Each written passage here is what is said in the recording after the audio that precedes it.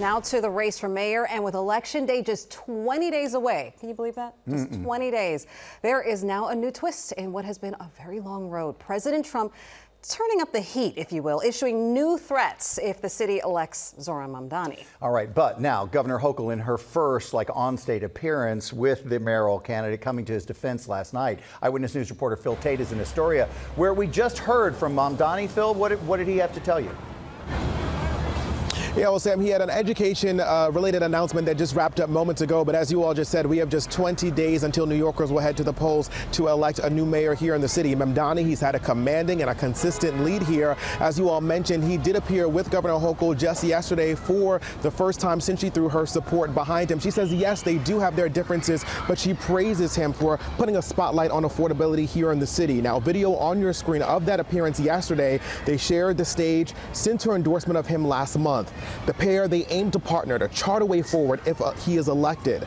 Meantime, President Trump called Mamdani a communist and strengthened his commitment to withhold federal funding if Mamdani is elected. Governor Hochul said she would push back on threats from the president and supports Mamdani despite philosophical differences. As I've said, I've had major differences with the candidate, Zohran Mamdani, on many issues, but I believe he's touched a nerve.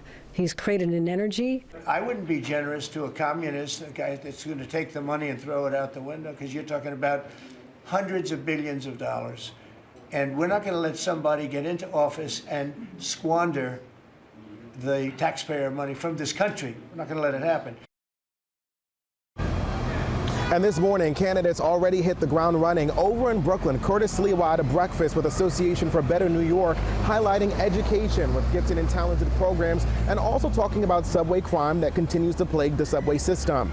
Here in Astoria, Queens, the Democratic nominee for mayor, alongside members of the UFT and elected officials, saying more teachers are needed here in New York City. Mamdani announcing a community-to-classroom policy to train and certify teachers.